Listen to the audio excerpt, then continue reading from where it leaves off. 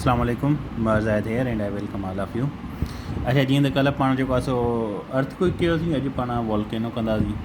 हाणे वॉल्केनो या अर्थक्वेक करण खां अॻु में न MCQs में 4-5 MCQs निकिरंदा आहिनि, पर हिन टॉपिक खे सम्झणु तव्हां लाइ इंतिहाई अहम आहे। छो त हिकु दफ़ो जेॾी महिल तव्हांजी अंडरस्टैंडिंग थी वेंदी न कंहिं बि टॉपिक जी, त उन मां जेकॾहिं उहो कहिड़े बि क़िस्म जो रटे खां अलावा वारो MCQs पुछे थो, ठीकु आहे, या जेको आहे सो उहो टॉपिक जे अंदरां को MCQs कढे थो, त उहो करण में पोइ तव्हांखे आसानी थी वेंदी आहे। सही आहे, त हिन खे थोरो टॉपिक वाइज़ तव्हां सम्झो बि सही, हिन में जेको MCQs निकिरंदा उहे पाण कंदा वेंदासीं।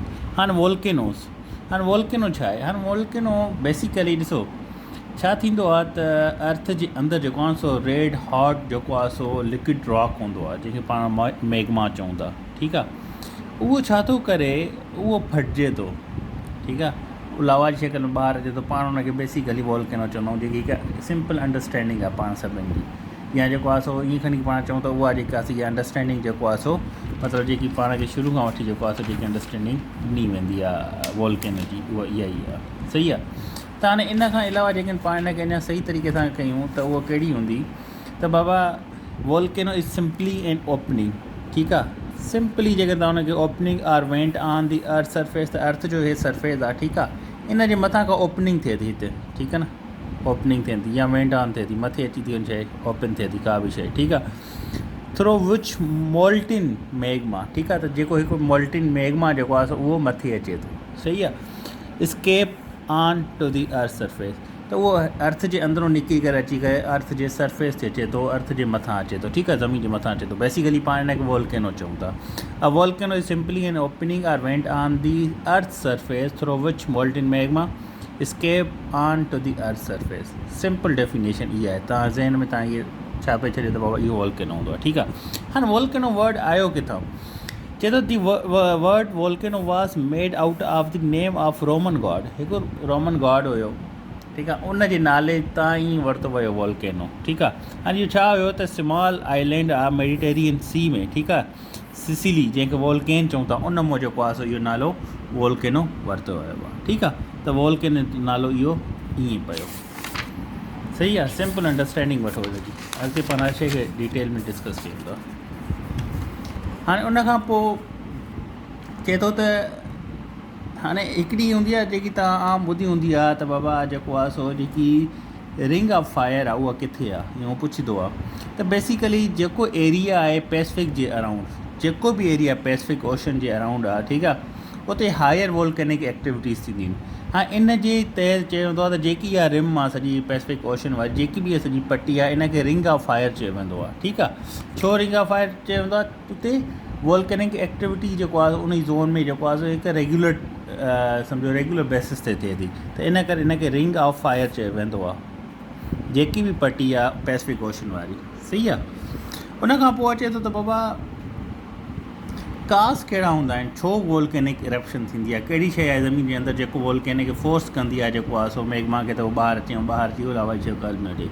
हाणे ॾिसो असांजी जेकी ज़मीन आहे इन जे अंदरि जेको रेड हार्ड लिक्विड रॉक हूंदो आहे, ठीकु आहे, जंहिंखे पाण मैग्मा चऊं था, ठीकु आहे। मैग्मा छा आहे? तव्हां ॾिठो बि हूंदो जॾहिं तव्हां टेलीविज़न ते ॾिठो न्यूज़ में, त हिकु रेड क़िस्म जो हार्ड जेको आहे न लिक्विड रॉक हूंदो आहे, उनखे पाण मैग्मा चवंदो, निकिरंदो आहे ॿाहिरि, उहो फैलिजंदो वेंदो आहे। रेड हॉट लिक्विड सॉलिड हूंदो आहे, लिक्विड रॉक हूंदो आहे, इनखे पाण मैग्मा चऊं था, ठीकु आहे, रेड हॉट लिक्विड रॉक। त इहो मैग्मा छा थो करे त इहो ज़मीन जे अंदरि हूंदो आहे, पोइ वॉल्केनो उहो तॾहिं थिए थो जॾहिं इहो मैग्मा राइज़ थिए थो सरफेस टू दी अर्थ।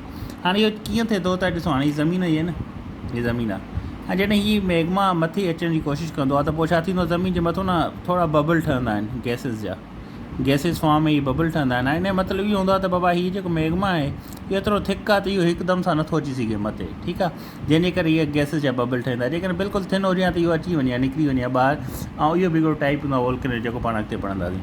त हीअ जॾहिं अर्थ खां ॿाहिरि अचण जी कोशिशि कंदा आहिनि ज़मीन खां ॿाहिरि, त उहो एतिरो थिन हूंदो आहे, थिक हूंदो आहे सॉरी, जेको आहे सो उहो हिनखे स्केप करण खां रोकींदो आहे। पोइ छा थींदो आहे त उहो गैसिस जी शक्ल में जेको आहे सो उहे हिते अपीयर थींदा आहिनि, बबल्स, ठीकु आहे। हाणे इहा जेकी गैस आहे इहा छा थी करे, इहा प्रेशर कॉस थी करे, हाँ जेको जॾहिं बि माउंटेन आहे जेको पहाड़ी सिलसिलो आहे या पहाड़ जिते आहिनि जिते थियनि था वॉल्केनिक इरप्शन थियनि था, हीअ गैसेस छा था कनि, हीअ कंटिन्यूअसली जेको अर्थ जी क्रस्ट जेकी आहे इन ते प्रेशराइज़ कंदा, हिनखे प्रेशर हिन ते बिल्ड कंदा था वञनि। जॾहिं इहो प्रेशर बिल्ड थी थो वञे हद खां वधीक, पोइ छा थो थिए, इवेंचुअली इट एक्सप्लोड, त पोइ आख़िरकार उहो वञी करे उहो हिकदमि सां फटे थो। जॾहिं उहो फटे थो त उन मां जेकी मैग्मा ब्रस्ट थिए थी, जॾहिं उहा ज़मीन ते अचे थी त उनखे पाण छा चवंदा आहियूं, लावा चवंदा आहियूं। ठीकु आहे, इहा ई मैग्मा, इहा शइ यादि रखी छॾियो। ठीकु आहे, van the magma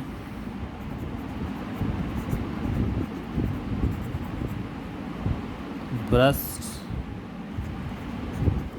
out of earth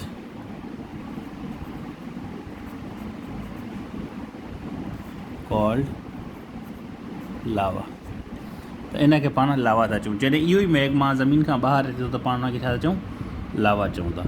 ठीकु आहे, त उहो लावा वॉल्केनो जेको आहे सो पोइ जेको आहे सो ठही थो वञे, उहो वॉल्केनो मतिलबु उहो थी थो वञे उन नतीजे में मैग्मा जॾहिं ॿाहिरि निकिरे थी। ठीकु आहे, हाणे इहे जेके वॉल्केनोज़ आहिनि इनकी असां क्लासिफिकेशन कयूं त इहे इरप्शन जेकी नी थींदी आहे उहा कीअं थींदी आहे, ऐं इन इरप्शन जेका आहे सो उहा बेसिकली टिनि क़िस्मनि में थींदी आहे। Number 1 via subduction. हाँ, सबडक्शन छा आहे त सबडक्शन जे अमल में थिए थी। हाणे सबडक्शन इहो आहे त स्लेब जेके डिहाइड्रेट्स थी वेंदा आहिनि त नओं जेको आहे सो मेल्ट जेको आहे सो उहो जेको आहे राइज़ थींदो आहे क्रस्ट मां।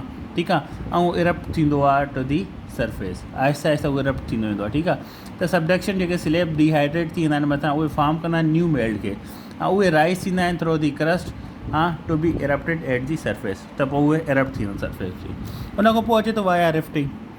हाँ, रिफ्टिंग में छा आहे त जेके ॿ प्लेट्स हूंदियूं आहिनि उहे हिक ॿिए खे पुल अपार्ट कंदियूं आहिनि। ठीकु आहे, हिक ॿिए खे परे कंदियूं आहिनि, त उहो जॾहिं परे कंदियूं आहिनि त उनजे नतीजे में छा थींदो, मैग्मा राइज़ थींदो आहे। उहो जेको आहे फाइनली वञी करे प्रोड्यूसिंग करे थो या प्रोड्यूस करे या ठाहे थो, क्रिएट करे थो volcanic eruption eight the surface. सही आहे, त पोइ ज़मीन जे मथां जेको आहे सो वॉल्केनिक इरप्शन थिए थी। जॾहिं ॿ प्लेट्स टेक्टोनिक प्लेट्स जेके पाण पढ़ी आया आहियूं ज़मीन जे अंदरि, उहे पुल्स अपार्ट मैग्मा राइज़, जॾहिं उहे हिक ॿिए खे अलॻि कनि, हिक ॿिए खे धिकनि थियूं ऐं हिक ॿिए खां परे थियनि थियूं, त पोइ मैग्मा राइज़ थिए थो। पोइ इहा रिफ्टिंग जे थ्रू अचे थो। ॾिसो रिफ्ट थिए थी, ॿ प्लेट्स पाण में हिक ॿिए सां रिफ्ट कनि थियूं। उन खां पोइ टियों अचे थो एट हॉट स्पॉट। हाणे हॉट स्पॉट छा आहे त हॉट स्पॉट लाज़मी न आहे इहो त इहो जेको आहे सो कंहिं जेको आहे सो प्लेट सां गॾु हुजे या उनजी बाउंड्री सां हुजे। हॉट स्पॉट जेके आहिनि इहे हॉट मेटल्स हूंदा आहिनि। ठीकु आहे, इहे छा था कनि त इहे सिर्फ़ु जेकी मिडिल आहे टेक्टोनिक प्लेट्स उनजे अंदरि मौजूदु हूंदा आहिनि। ठीकु आहे, त पोइ हॉट स्पॉट इहो जेको आहे so middle of tectonic plates मां जेको आहे सो हिनजी इरप्शन थिए थी। ठीकु आहे, इहे अहिड़ा हूंदा आहिनि जेके ब्रीच कंदा आहिनि, इहे हॉट हूंदा आहिनि, इहे हॉट स्पॉट में हूंदा आहिनि। ठीकु आहे, त इहे लाज़मी न आहिनि त जेको आहे सो प्लेट जी जेकी बाउंड्री आहे उते हुजनि या जेको आहे सो रिफ्टिंग जे थ्रू इहे थियनि, न, इहे हॉट स्पॉट इहे हॉट मेंटल हूंदा आहिनि। ठीकु आहे, जेके प्लम्स ब्रीचिंग कंदा आहिनि the surface in the middle of tectonic plates. ठीकु आहे, त टेक्टोनिक जेके प्लेट्स आहिनि उनजी मिडिल में हूंदा आहिनि, त इहे वॉल्केनिक जी फॉर्म में अची करे ऐं इहे मिडिल जेकी टेक्टोनिक प्लेट्स उन मां जेको आहे सो राइज़ थियनि था ऐं वॉल्केनिक जी हिकिड़ी शक्ल था वठनि। ठीकु आहे, हाणे जॾहिं इहो वॉल्केनो ॿाहिरि थो अचे ज़मीन ते, ठीकु आहे, त इन जी जेकी टाइप्स आहिनि उहे डिफरेंट थी वञनि। ठीकु आहे, डिफरेंट वॉल्केनोज़ अचनि था। हाणे लेट सपोज़ को वॉल्केनो आहे, ठीकु आहे, जेको क्वाइट थिन हूंदो आहे, बिल्कुलु सन्हो हूंदो आहे, जीअं तव्हांखे मां ॿुधायो आहियां। ठीकु आहे, उन में जेका गैस ईज़ीली स्केप करे थी, हिते गैस बि थी रहे थो, उन में ईज़ीली स्केप करे थी। स्केप करे नतीजे में छा थो थिए त उहो एक्सप्लोजन उनजो थिए ई नथो ऐं उहो मैग्मा जेको आहे लावा जी शकिल में ॿाहिरि अची थो वञे आराम सां। ठीकु आहे, ॿियो जेको आहे मैग्मा जेको आहे just come out of the mountain, बिल्कुलु हिकु हल्के तरीक़े सां ईंदो आहे हलियो। ठीकु आहे, जीअं तव्हां मुड वॉल्केनो ॾिसो वञी बलोचिस्तान में आहे। ठीकु आहे, प्रिंसिस ऑफ होप सां गॾु, त उते जेको आहे सो उहो आहे, हालांकि उहो मड जो मिटी जो, पर उते उहो छा आहे त उन मां कंटिन्यूअसली न हिकु इरप्शन थींदी थी रहे। ठीकु आहे, जंहिंजे करे उहो फटिजे ई नथो। जंहिंजे हाणे इन जो हिकु वधीक जेके तव्हां मिसाल वठो त जेके हवाई में आहे या माउंट एटना जेके आहिनि उहे बि इन जो हिकिड़ो क़िस्म आहिनि, त उते कंटिन्यूअसली मथे अचे थो। पर जॾहिं मैग्मा थिक थिए थो या स्टिकी थिए थो त पोइ छा थो थिए, इहे जेके गैसिस मथे अचनि थियूं, इहे जेके एतिरो थिक आहे त हिनखे हिकदमि सां इरप्शन करण में रुकावट थिए थो। त पोइ इहे छा था कनि, ज़मीन जी क्रस्ट में प्रेशराइज़ बिल्ड थिए थो, उन खां पोइ हिकदमि सां उहो फटिजे थो ऐं उहो अची करे हिकु वॉल्केनो जी शक्ल थो इख्तियार करे। ठीकु आहे, हाणे जॾहिं उहो वॉल्केनो ॿाहिरि निकिरे थो त उन सां लैंडस्लाइडिंग थिए थी। ठीकु आहे, इलाही वॾा huge cloud of burning rocks ठहनि था, गैस ठहनि था। इहे तव्हां न्यूज़ में ॾिसंदा रहंदा आहियो, जिथे बि जेको आहे सो इहे वॉल्केनिक इरप्शन थींदी उते इहा शइ थींदी आहे। उन खां पोइ जेकॾहिं पाण ॾिसूं त क्लासिफिकेशन ऑफ वोल्केनोस। त क्लासिफिकेशन ऑफ वोल्केनोस में तव्हां जेकॾहिं इहा शइ ॾिसो त बाबा क्लासिफिकेशन वोल्केनो जी पाण कीअं कंदासीं, त हाणे हिन में 3 टाइप्स आहिनि। स्टिल एक्टिव उहे हूंदा आहिनि जेके हाणे लगातार जेको आहे सो हलंदा रहंदा आहिनि, ठीकु आहे। डोरमेंट उहे हूंदा आहिनि जेको हिकदमि तव्हां ॾिसो हिकु माण्हू अहिड़ो आहे जेको सम्झ में पियो आहे पर मरी न वियो आहे, ठीकु आहे, त वरी उथी सघे थो, वरी हरकत करे सघे थो, वरी चुरपुर करे सघे थो, उहो वरी पंहिंजी एक्टिविटी में वापसि अची सघे थो। त डोरमेंट उहे हूंदा आहिनि जेके ख़ासि टाइम पीरियड लाइ जेको आहे सो बिल्कुलु मम थी वेंदा आहिनि, सुम्ही रहंदा आहिनि, पर उहे केॾी महिल बि उथी वरी इरप्शन करे सघनि था, ठीकु आहे। एक्सटिंक्ट उहे चवंदा आहिनि जेके बिल्कुलु ख़तमु थी विया आहिनि, ठीकु आहे, जेके हाणे वरी जेको आहे सो अची करे एक्टिव नथा थी सघनि, सही आहे। उन खां पोइ टाइप्स ऑफ क्लासिफिकेशन। हाणे टाइप्स ऑफ क्लासिफिकेशन में जेके तव्हां ॾिसो त हिन में बेसिकली 2 अचनि था, ठीकु आहे। वोल्केनो खे जॾहिं पाण डिस्क्राइब कंदा आहियूं त उनजी शेप में टाइप में डिस्क्राइब कंदा आहियूं, या फॉर एग्ज़ाम्पल उनजी पाण ॾिसंदा आहियूं शील छा आहे, कंपोज़िट वोल्केनो शील ऐं कंपोज़िट वोल्केनो जी केतिरी आहे। त हाणे इन में जेको आहे सो नंबर 1 ते जेको पाण ॾिसूं त जेके हिन में जेको आहे सो टाइप क्लासिफिकेशन में अचे थो उहो हूंदो आहे शील्ड वोल्केनो।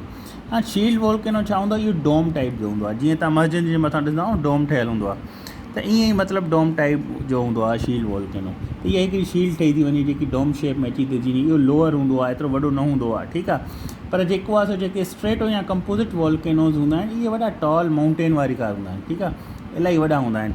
मतिलबु इन जो ईअं तव्हां सम्झो त इन जी जेकी हाइट आहे उहा बि वॾी हूंदी आहे, ऐं इहे स्टीप ई हूंदा आहिनि, ठीकु आहे, या स्टीप साइड्स हूंदियूं उन जूं, ऐं इहे अल्टरनेटिव मैग्मा या लेयर्स ऑफ रॉक जे मथां ठहियलु हूंदा आहिनि, ठीकु आहे, इहे हीअं हूंदा आहिनि।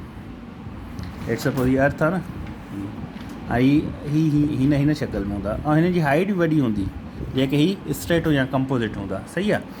ऐं जेके हीअ हूंदा शील्ड या वोल्केनो, इहो डोम साइड हूंदा, इहे हीअं हूंदा बिल्कुलु नंढा हीअं, ठीकु आहे।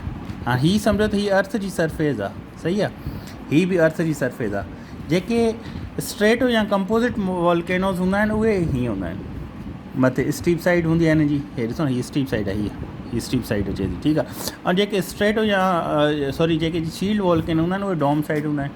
ऐं इहे डोम तव्हां हिन जी एग्ज़ाम्पल तव्हां जेको आहे सो हुन तां वठी सघो था, त जेको आहे सो जेके मस्जिद हूंदा आहिनि उन जा जेके मेंबर हूंदा आहिनि उहे बि डोम, उनखे पाण जेको आहे इंग्लिश में चऊं था, त उहे बि डोम शेप में हूंदा आहिनि।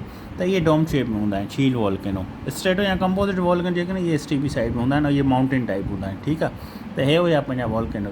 हाणे हिन में यादि रखण वारी कहिड़ी शइ आहे त शील्ड वोल्केनो छा थींदो आहे, स्ट्रेटो या कंपोज़िट वोल्केनो छा थींदो आहे, हिन में यादि करण जी ज़रूरत ई न आहे, एतिरी तव्हांखे ख़बर पइजी थी वञे आहे still volcano, dormant and extinct, इन जी मीनिंग ई अची वञे इन वर्डनि जी, त तव्हांजो इहो सम्झ में अची थो वञे। उन खां पोइ जेको आहे सो वोल्केनो छा आहे, सिंपल तव्हांखे ख़बर पइजी वई।